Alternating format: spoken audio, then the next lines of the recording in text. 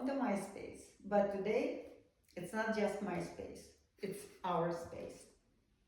Because it's my privilege to introduce you one more time, not only myself, I'm Rita Levin, but my partner, smart, hardworking, absolutely incredible, reliable gentleman, Alex Moncastro. And together, we are Levin Moncastro Group. So, what we're going to talk about today, it's a conversation about the real estate market. What's happening? Where we're going? What changes do we see in the real estate market as of today?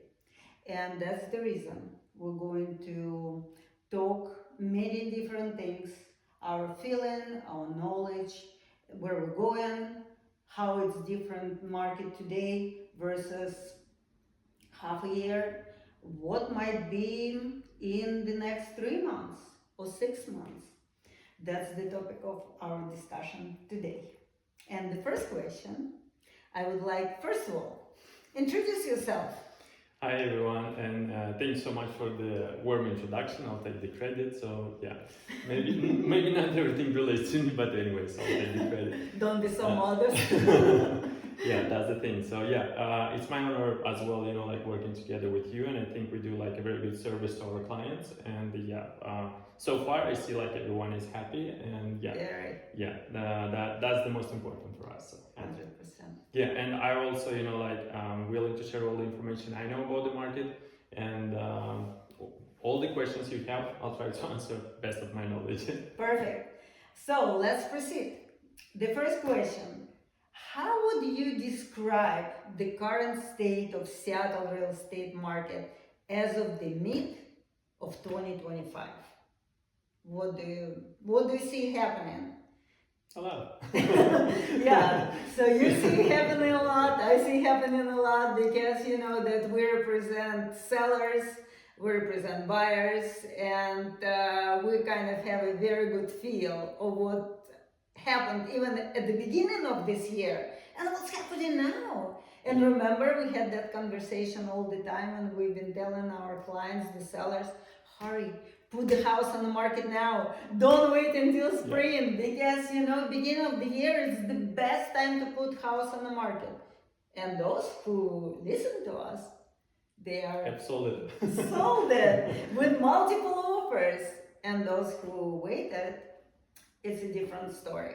So yeah, what I see on the Seattle market, I think it's very resilient at this point, and even though it's a lot of headwind, everything what's happening now in the market, in economical market and everything, even political. So I'm not about the politics by any means, but the thing is, we get a lot of influence in our industry. So I think Seattle is still holding steady. So I would say that way compared to the other parts of the country, where we have, the prices thinking, and, a lot of concessions from the sellers, and, even let's say hot markets as Austin, they see even 50% discounts on the houses right now. So I think that's a lot. So in our region, I think it's very steady, and inventory is still short. So that's a good point, because it's holding the market, is not letting to go.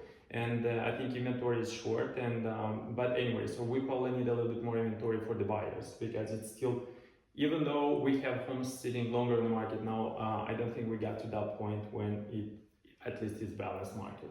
Oh, so you still think that we're not in the balanced market? Statistically not. But we're going that way. Yes, we're heading that way, and I think the buyer psychology right now, that they are getting more and more power in negotiations and what they can ask from the seller, even the prices. I think we are heading that way, but statistically we are not in the balanced market yet. So yeah, and also what we see, but we'll get to that in depth. So, but what we also see, that the buyers are hesitant, at some point, you Mhm. know, so they're not in a rush to go to view the houses. They can wait. They're thinking about negotiation. They are Mhm. waiting for the houses to be on the market a little bit longer, so it will be a negotiation in their field more than in Yeah. the sellers. So, and but again, we are going to get to that in depth, because again, as I mentioned, we represent the sellers, we represent the buyers, and we can understand what's happening from all these different spectrums, which is absolutely a wonderful kind of opportunity for us to tell you guys about what's really happening on the marketplace. But now, let's go a little bit deeper and let's talk about the recent economic changes. How the recent economic changes, something like our favorite tariffs and interest rate and inflation, how that impacted our Seattle market. Are we talking politics or not? Oh, no, we're not. We're talking about the headwind. Okay. Alright, trying to avoid that then. No, we're not going to go into that Okay, field. so what I'm seeing right now, even talking with different contractors, suppliers for the new construction, for all the materials and all that. So tariffs, let's say if I've been talking to them like 2 months ago, you know, like before the tariffs were instilled. So they would just say, hey, we still have inventory that we're still selling at the same prices, you know. And now when we talk to the same people, they would just say, hey, you know, like our materials already increased in prices, like up to 30%. For instance, plumbers, so they already buy those materials, you know, like for 30% higher. So that will reflect on the housing prices. Definitely it's gonna be some kind of pause between, you know, like the prices increase and the purchase, because even like those new constructions, most of them in our area will be like custom built, more luxury new constructions, and those properties will stay longer in the market. Just because buyers, you know, like they will not just overpay for it, and those builders will need to make their money, their profits, you know, like to sustain the business. So I think that's gonna be, because we don't have that much, you know, like new constructions in affordable housing. I think that's the problem. But even what happened today and yesterday, you know, like the federal court, they blocked all these tariffs.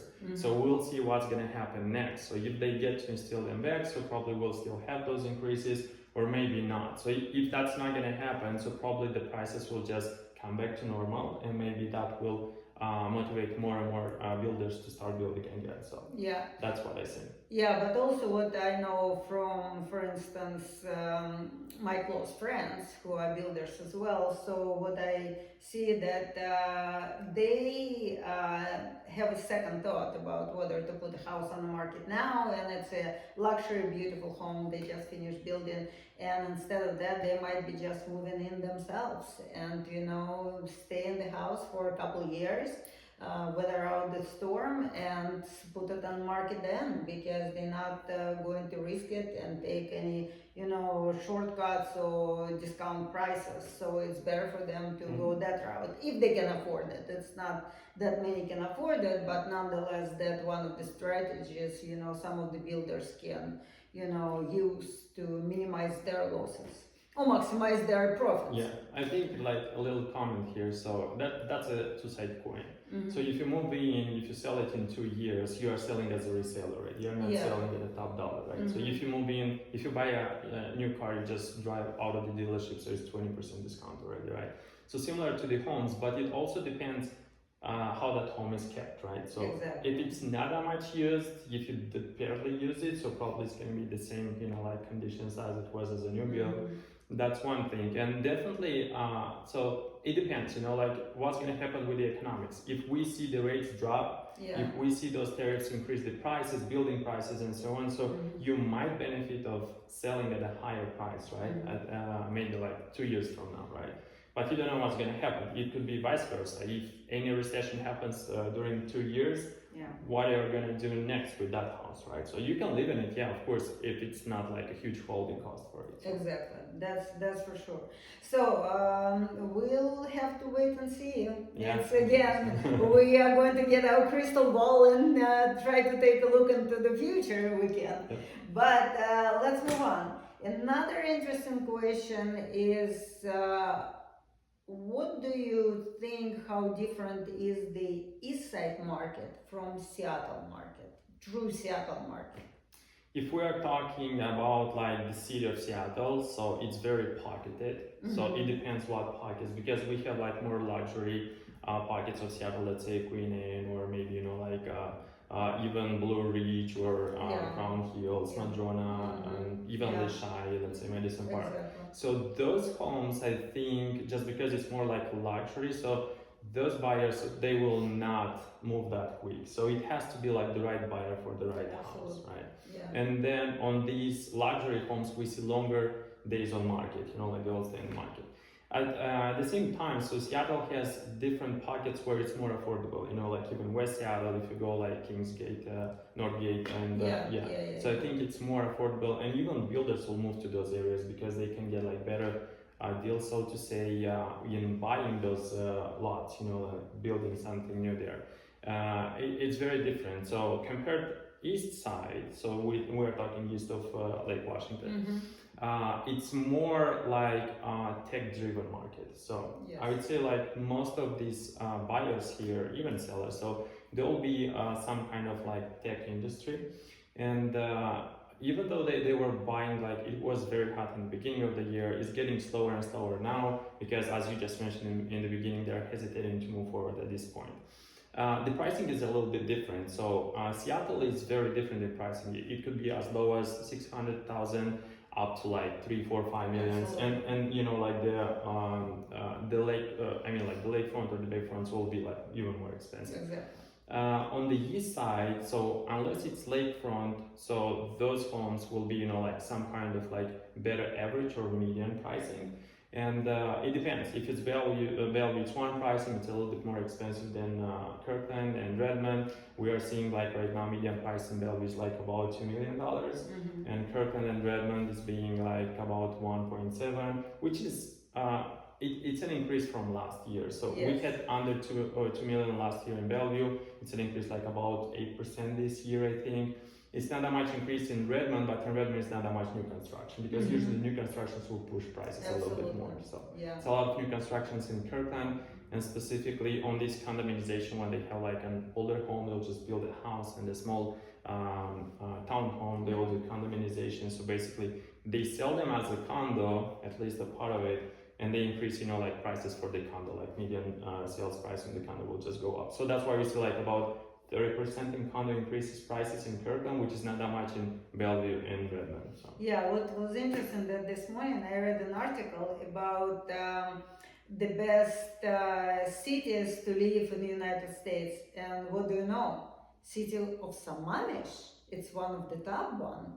Then city of Redmond was number 83, and city of Bellevue was number 126, something like that. So we are here in pretty good, pockets areas, that's for sure, when we're talking about east side. So that continues to be true to each particular case, but at the same time, again, so we are tech driven on the east side, that's for sure. And knowing that the tech market undergoes right now some also layoffs, difficulties, it definitely will affect the mood of the buyers and the sellers. So some of the sellers who are willing to put the houses on the market and sell them, they can hold doing this only because if they bought about like most of our clients, yes, when they bought when the interest rate was under 3%, they have no reason to sell. They can weather out the storm. So, and we've seen that with some of our clients, yes, who tried to sell their house, it didn't happen for some particular reasons, and they decided to pull the house off market and rent it. So just because their interest rate is definitely well under 3%, they are not motivated, for sure, even though they have a desire to sell, but not to kind of at the deeply discounted prices. But again, even with the tech industry, what we see, it's like a seesaw. on one hand they are laying off people, on the other hand they are hiring people. So it's at the same time it will be more balanced, because what I hear from different sources that the majority of people who got laid off at Microsoft, this very recent layoff, it was higher up management or older folks who have been near retirement, and definitely the doors will be open for probably younger generation, and they're not going to be paid as much as those who've been laid off. So it will be significant savings for the company, but nonetheless, the future is still here, and our companies will continue to prosper and to grow, and the real estate market, it just will dip a little bit, but my feeling is that it will continue to go up from there again, or maybe stabilize for some period of time. And us being in the real estate for quite some time, it's definitely, it's a little bit nerve-wracking, because we cannot promise our sellers anymore that, guys, we're going to bring you multiple offers and you can choose and pick and you can do whatever you want with these poor buyers. No, we cannot promise you that anymore. But still, if the price is right, if you prepare your house well for sale, if you listen to our advice, because we are very knowledgeable, we can come and evaluate the house very well and give you advice only what is the must to do. It's not like you really need to remodel the whole house if it doesn't need to be remodeled. But some crucial things and steps must be taken in order for the house to shine and to sell quite fast. If they remodel, it's a good thing for the buyer, so they'll get the benefit of that. So nobody will say, like, no. Exactly. To that, but again, it's interesting that just recently, so when our clients listen to us, we put lots of our efforts in order to bring the house up to the good presentable stage, like what we just did in Kirkland, yes. And we sold the house. It was only one buyer, but that's the only one buyer we needed. And the house was sold for the full listing price, yes. We found a contractor who did the repainting, some other minor touches here and there, and the house looked very nice and presentable. The inspection was done, the staging was done, the pictures looked great, so the open house has been like on the clock every weekend, but it took like a week. It was only 1 weekend. It was, you're right, it was only, for that one, it was only 1 weekend. Yeah, and it was under contract. So I feel that I wouldn't discourage sellers to think about selling if you need to, because just with the very professional advice which we as a Legan Consulting Group can give you, you'll be in very good shape. But let's move on. So what do you think are the hottest price points of property types on East Side right now? On the East Side, it's very interesting because if you look at the pricing, so there will be like different categories of the homes that will be listed. For instance, if that's like a condo or a townhome or a single family house. But I think more desired are just because like East Side in general are more like family oriented. So more like, like people, kids, they'll just look for schools, like good schools in the area. So more, they will be looking more for single family homes. And the price point, a good price point, I would say, is over $1 million, but right now with the pricing just increased, compared to last year. So I think the median price will be, like starting at like 1.2 and up to like 1.6, 1.8. In some pockets like Education Hill, even like 2 million will be like very desired. But overall, like on the East Side, I think like 1.6, 1.8 will be like like bread and butter for those home buyers at this point. And like just because we are seeing that from competition and from the homes, if it's the right, as you just mentioned, if it's the right pricing, the right home, the right conditions, they'll just be buying. Even, Now it's not that hard of the market, so they will be still buying. Education here also, if you just list the homes, probably next week it's pending now. So these days. Yeah, and also what kind of we noticed and we always knew about it, that it's exactly where the house is, where it's positioned, whether it's close to the busy street or a power line, some no-nos. That's what we've been always telling our clients, the buyers, that you cannot do certain things because you always have to think about selling when you're buying.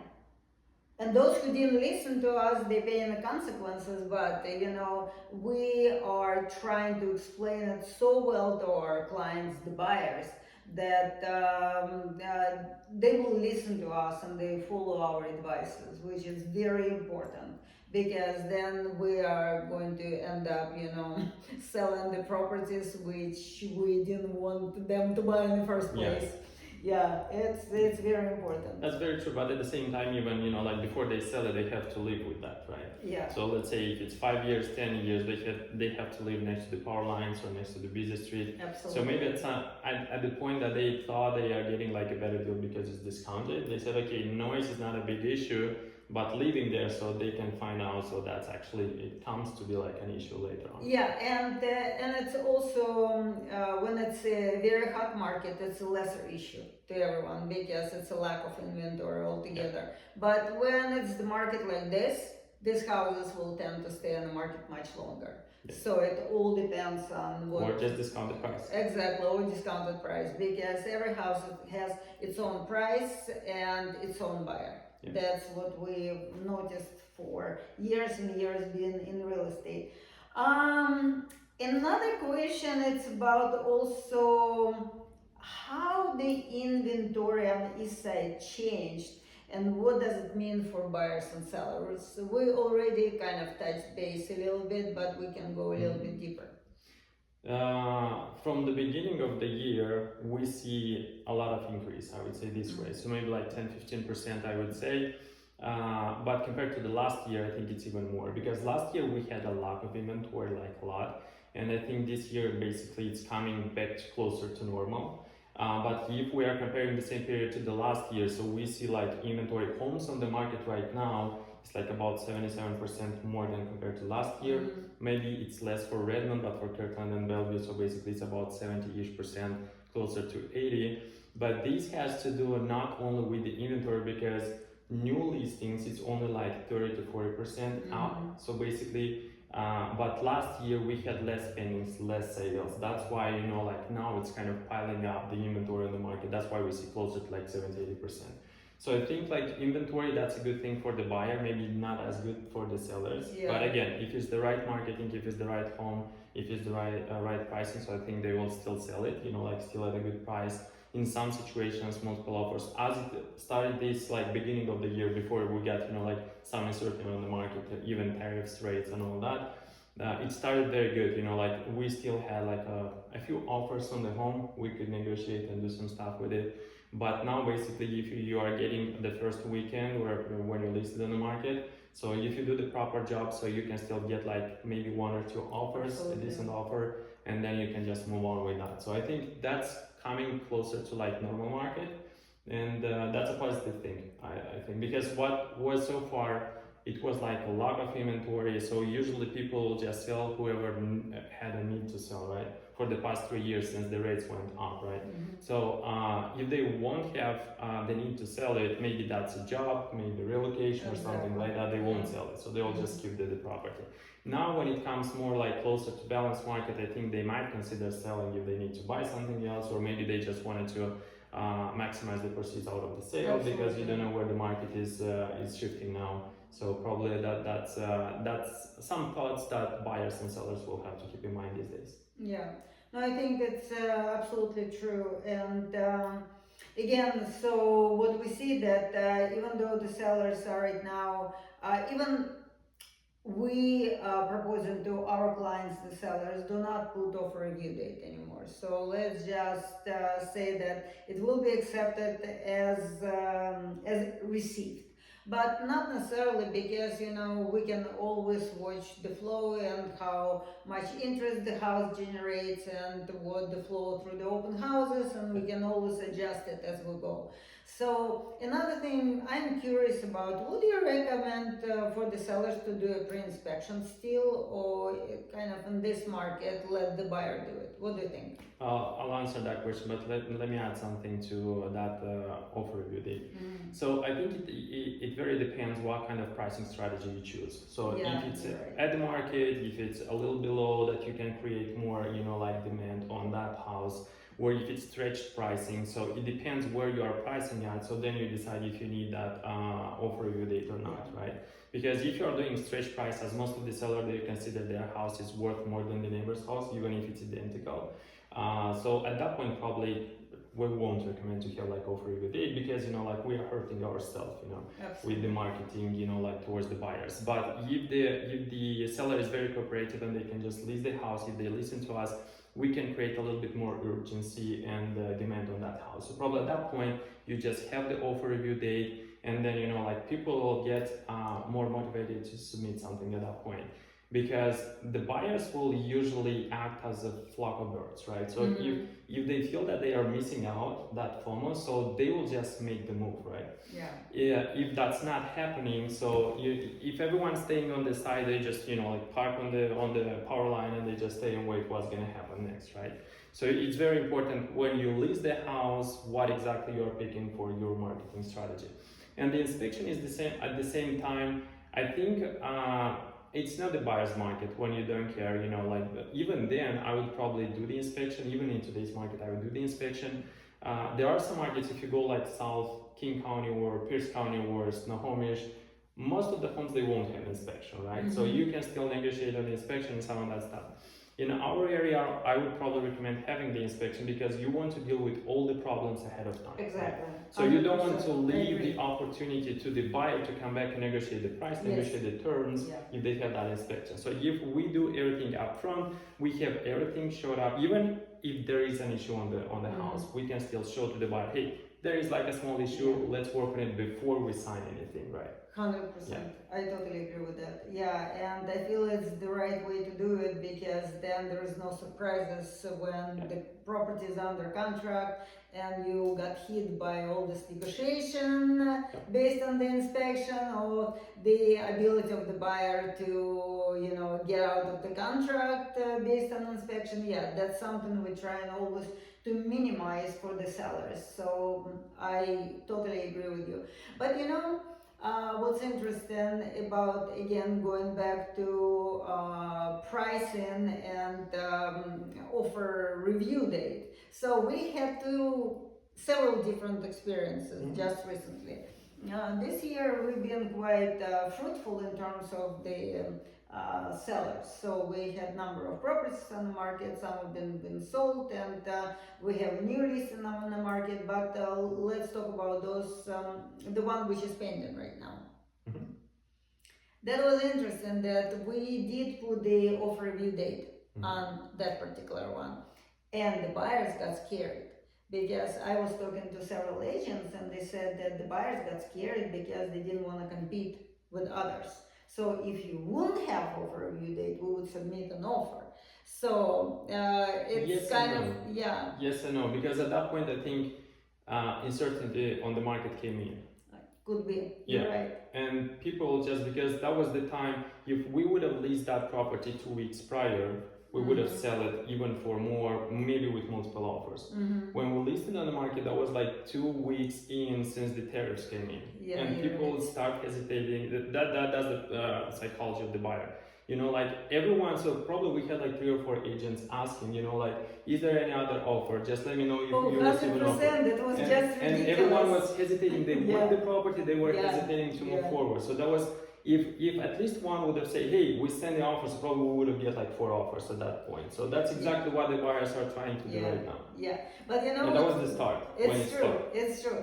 But also, you really need to hold very tight to what you know and what do you feel about the property is worth, and do not panic. So in this particular case, our clients, they've been quite relaxed in terms that Yeah, we've because been they were getting. on vacation. Oh my God, yeah, yeah. Not only that, because remember that we've been getting all these lowball offers from some of the agents, Yeah. and they kept trying. The same agent, she tried 3 times to submit us an Yeah. offer, and it was ridiculous. Every time they will go back up a little bit more, and it's like, guys, we still have a price difference. Eventually, the right person, the right agent, and the right buyer came along, and this And property. we ended up getting 2 offers at the Two same time. offers at the same Yeah. time. Even if it was on the exactly. market, it was like a slight Yeah. cut in the price, but Yeah, anyway, still got like 2 offers. exactly, and it was sold to a wonderful family, and we're going to close that transaction next week, by the way. So, which is, it's interesting to be in real estate when you kind of understand the mentality of the buyers and the sellers Yeah. and the agents as well. Yeah. So that is so much fun. It's I don't want to use the word game. It's the knowledge and deep understanding. Knowledgeable game. Yeah, knowledgeable game. You're right. It's great. That will be our slogan. The masters of knowledgeable game. That is terrific. So, but anyway, we'll continue discussing our East Side market, but I feel that right now we hit a very interesting spot in general to kind of discuss the mentality of the buyers and the sellers, and how we can work with the buyers and the sellers, and what strategies. For instance, let's go to the buyers right now, yeah, because we're talking a lot about the sellers, and you have plenty of buyers, and the buyers are very interested, and they'd like to see many properties. They are hesitant to make a move, and that's what's the key reasons for buyers visitation right now. Let's go back to that. Yeah, last few days I was showing a lot of properties, like even condos and homes to some of our buyers. And maybe it's better now to have buyers instead of sellers. But I think, again, it's just, like 2 sides of the coin. So, exactly. Because you want to get a good deal for your buyer and at the same time to maximize proceeds for the seller. So you have to play the games, knowledgeable games on both sides, right? Yeah. So that's the thing. And I think like right now, affordability was an issue last year as well. Mhm. But just because it was less inventory, people got used to, they thought, okay, that's a new norm, so we have to move forward, right? So that was the thing with affordability. Now, just because it's an increase of inventory and the pricing, uncertainty, they don't know what's gonna happen. So if it's a recession, probably prices will go down, If not, so if it's a normal market, especially if the rates go down, so the prices will go up. And this, affordability and inventory, because it's increased, buyers are thinking right now, hey, I have multiple properties to choose from, I don't have to compete, I still have time, there is still another month, maybe we'll see like more inventory coming on the market before it slows down for the year. So they are still, and I think there is also a fatigue of buyers because they've been competing, let's say in the beginning of the year, maybe they're like, even at open houses talking to people, we see like buyers, they said, hey, we tried last year, we didn't buy anything, not that much inventory, we're trying, one more time this year. And that could be like the factor of the fatigue of the buyers. And then say, hey, I'm not done, but I'll just stay on the side, just watch what the market is doing. And maybe at some point, if I find the right deal, like the right home, the right conditions I need, so then I'll just move forward, right? So that's about affordability. And another thing, it's a lot about uncertainty on the market. So as we just started to talk about, the economic factors, even political factors and all that, I think that's another issue that, people will be more and more paying attention at this time. So yeah, it's true, but also that the buyers, they'd like to get it right, to buy a property for the right price. So it's almost, and yesterday I had an interesting conversation with our potential sellers, and it's the guy was telling me, you know what, we need to put the property on the market when it's going to be on top of the market. And I was telling him, when it's on top of the market, it's already going down. We need to put the property on the market when it's going up. So then it's the right way You can to do it. maximize. Yeah. Exactly. Because it's very hard to find that peak, but after the peak, it's definitely will be Yeah. deep. Yeah. So the same with the buyers.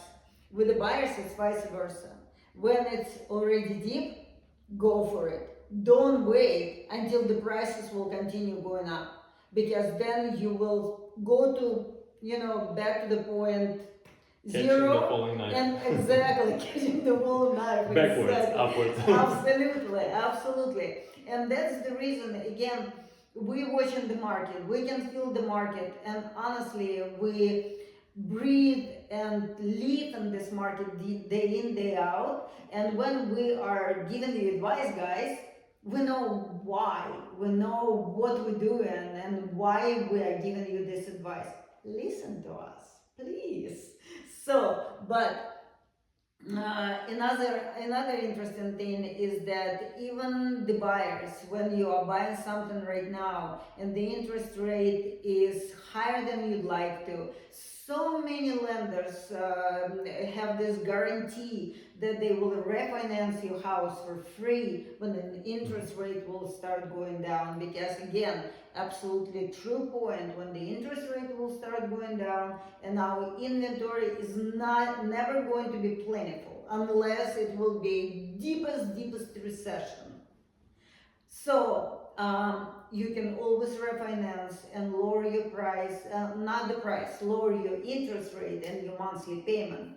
But if you wait until the interest rate will go down, the prices will increase, and you'll be back to the same square one where you started. So you need to be very careful, and if it's the right time for you right now to buy it.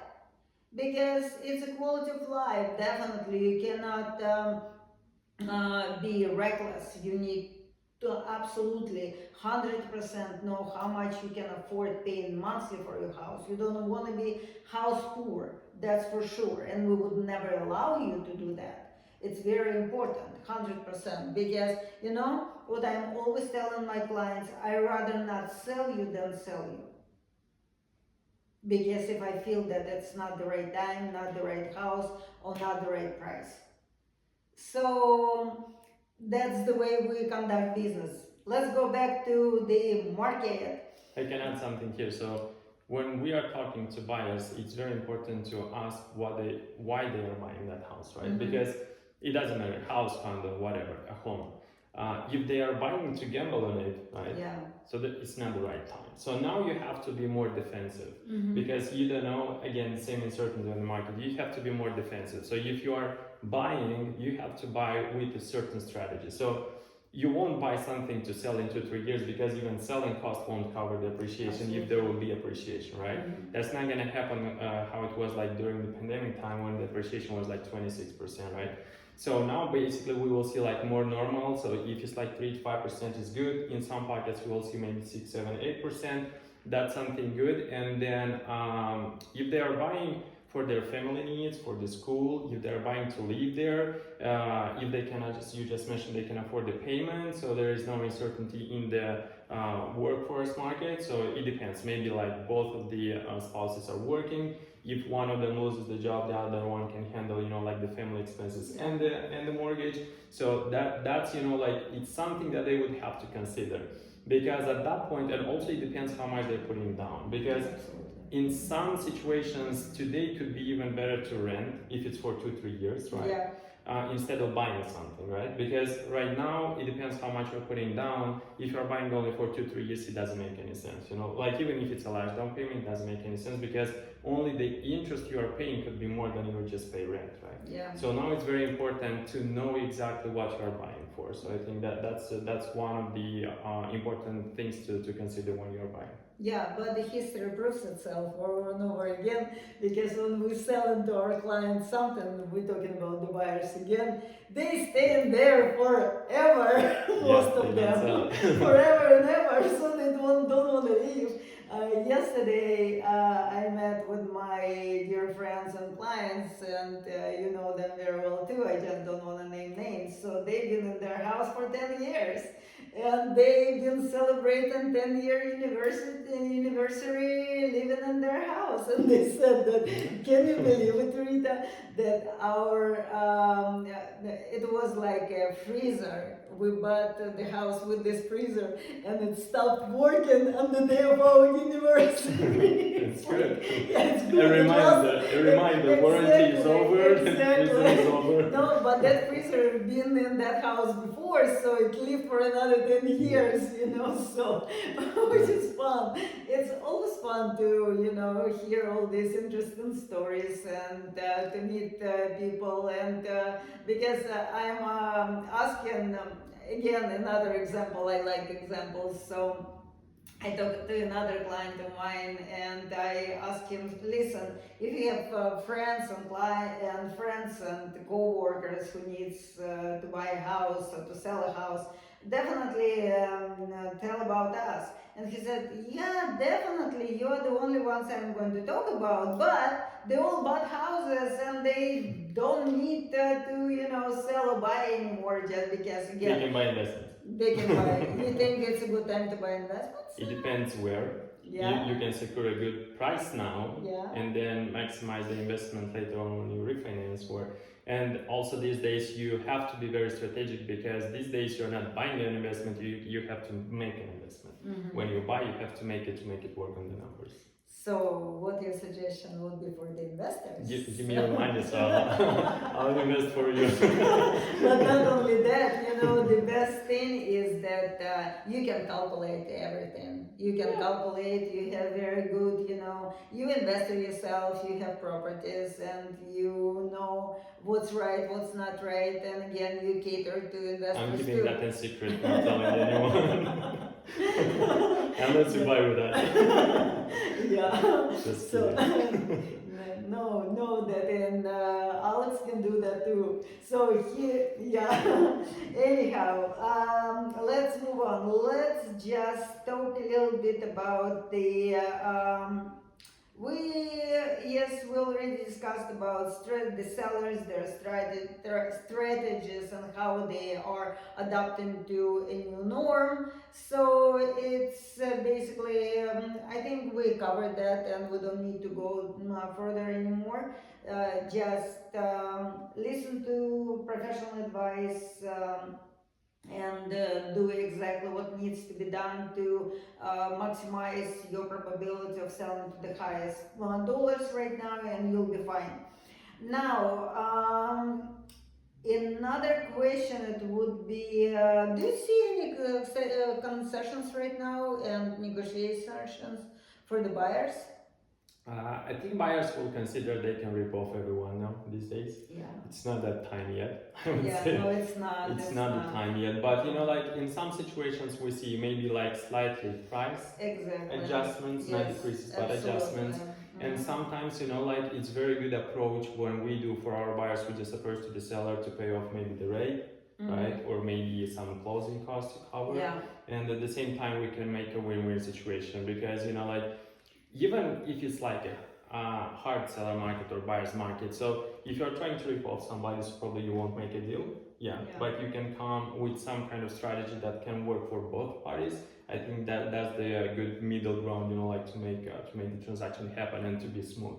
And going back to your question, we still see some, like a little adjustments or maybe some kind of incentives, but it's not going to be much. Absolutely. At least yet. Yeah. So for those of our dear buyers, if you think that you can discount 200,000 of the price of the house, if it's like around 1.7 million and go down to 1.5, no, you won't be able to.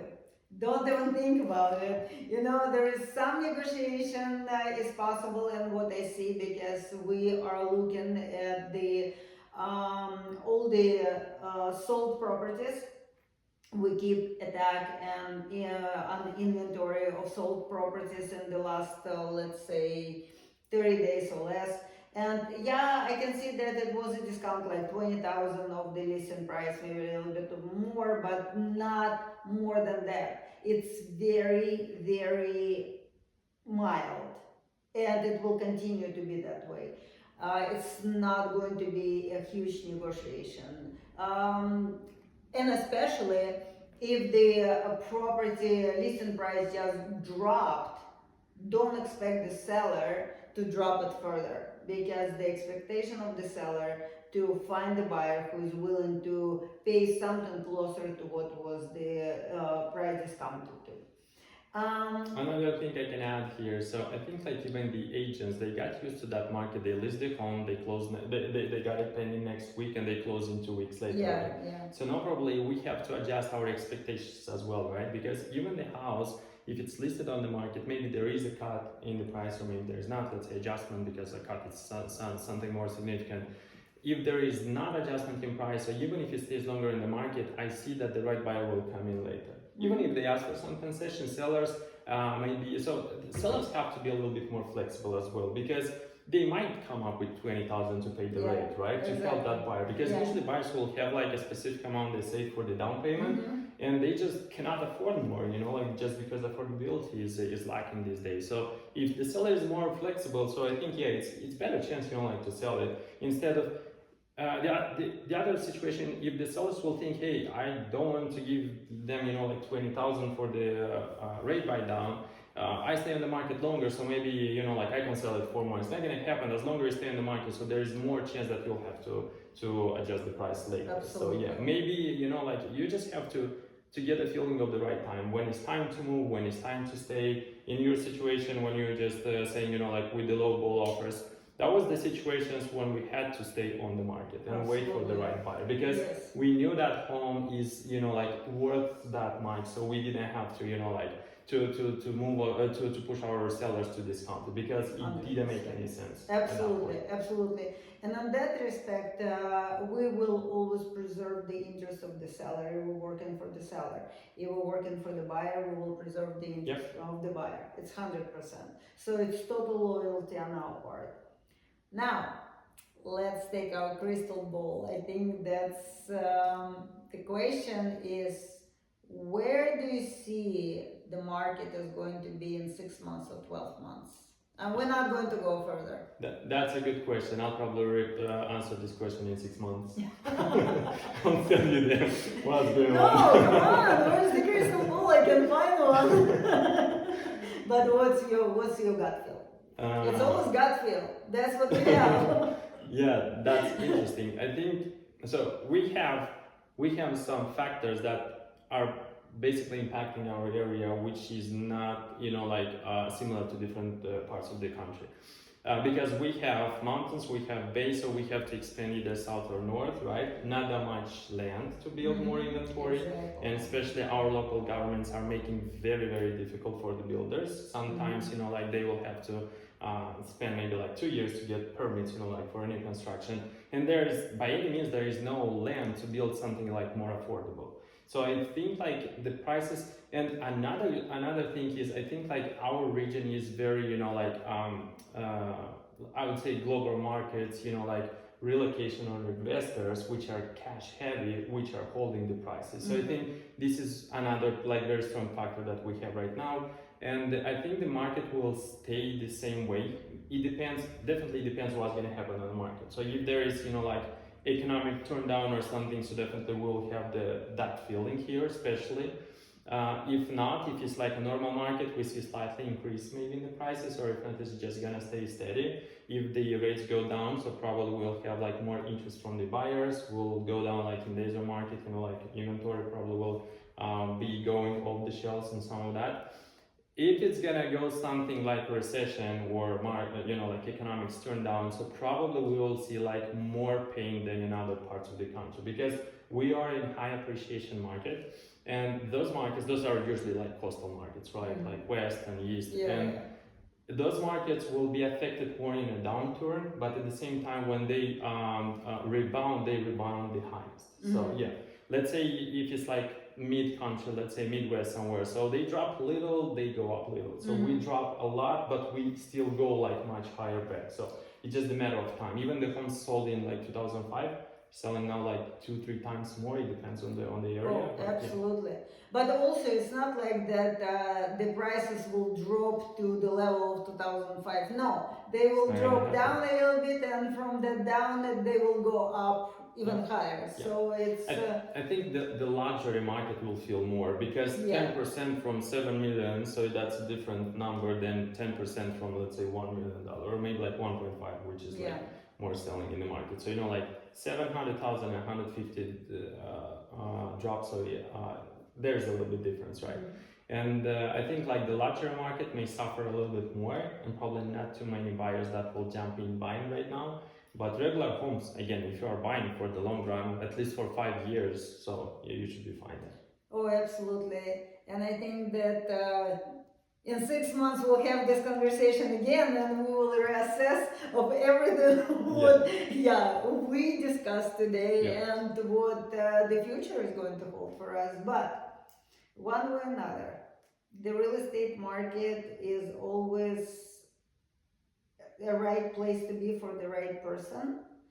And if you feel the need that you need to sell something or you need to buy something, you know where to find us. We are Levin Moncastro Group, and our contact information will be in this video. So thank you. Thank you, Alex. Thank you so much. Thank you for the opportunity, sharing, like with the world, whatever we know. And I think hopefully that's going to be helpful for somebody, like who is on the market right now or maybe thinking to be on the market. Because, like some of these insights maybe will adjust their expectations at least. Or maybe they will just decide, hey, maybe I need a consultation to make sure that I understand what's going on. And maybe it's not the time to sell or buy now. Maybe I should just wait. If I feel comfortable in my home, maybe it's going to be next year. But so I was one thing before we leave.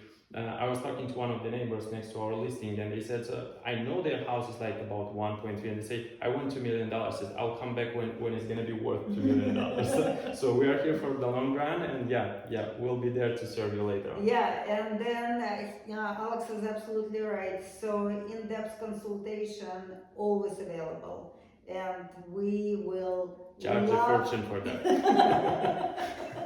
And we would love talking to you guys. So thank you.